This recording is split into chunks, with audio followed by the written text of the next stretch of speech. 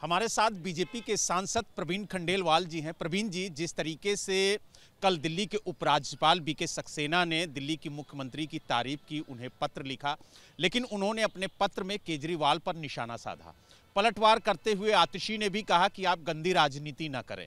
तो इस जो लेटर बम को लेकर के एक दूसरे पर वार पलटवार किया जा रहा है, इसको लेकर के बीजेपी का क्या कहना? देखिए, संविधान कहीं पर भी अस्थाई शब्द का उपयोग नहीं करता है। इतिहास इस बात का गवाह है कि उत्तर प्रदेश में एक दिन के मुख्यमंत्री बने जगदम्बिका पाल, तो उन्हें मुख्यमंत्री माना जाता है। तो कहीं भी संविधान में अस्थाई की व्यवस्था नहीं है। आतिशी मुख्यमंत्री हैं तो वो पूर्ण मुख्यमंत्री हैं जब तक उनका कार्यकाल है। और हमारे मित्र केजरीवाल जी जिस प्रकार से उनको अस्थाई कहते हैं, मुझे लगता है संविधान का अपमान है। तो आपको लगता है कि पहली बार एलजी साहब ने किसी मुख्यमंत्री की बड़ाई की है, और खास तौर से आतिशी की? देखिए, एलजी ने बड़ाई नहीं की है। एलजी ने संवैधानिक व्यवस्था के विषय में बताया है, और लोगों को समझना चाहिए कि संविधान की व्यवस्था क्या है। मुख्यमंत्री अगर कोई बनता है तो जितनी टर्म वो रहेगा, 6 घंटे रहे, 1 दिन रहे, या 1 साल रहे, या 5 साल रहे, वो पूर्ण मुख्यमंत्री होता है।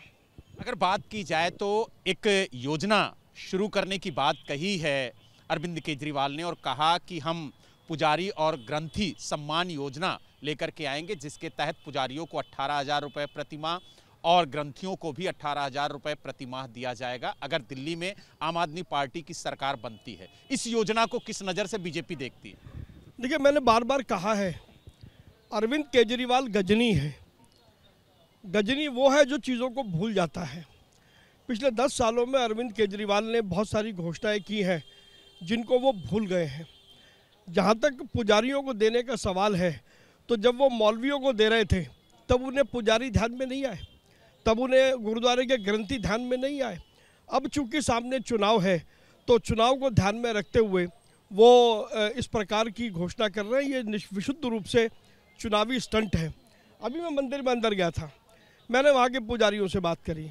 पुजारी उनकी इस स्कीम को लेकर के उनका मखौल उड़ा रहे हैं, कह रहे हैं कि ये कौन सी स्कीम है। तो कहीं ना कहीं इसका ज़मीनी धरातल से कोई लेना देना नहीं है। और इसके लिए बजट कहाँ से आएगा?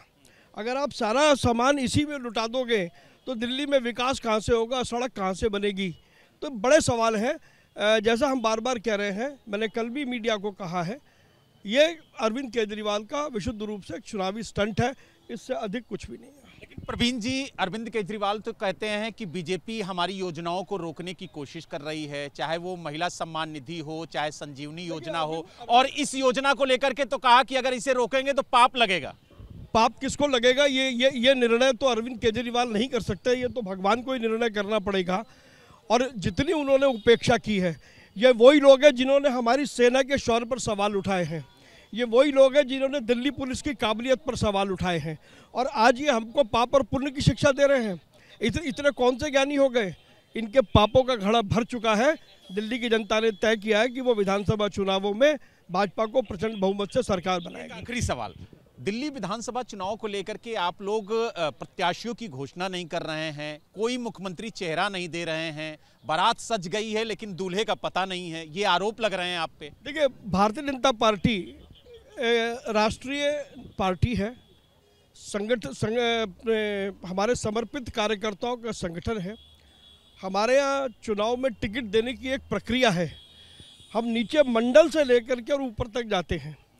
ये कोई केजरीवाल की तरह तानाशाह पार्टी तो है नहीं जहाँ पर एक व्यक्ति निर्णय लेता है। तो ये हमारे एक प्रक्रिया है, प्रक्रिया चल रही है, और सही समय पर हमारा नेतृत्व तय करेगा दिल्ली में कौन कौन चुनाव लड़ेंगे।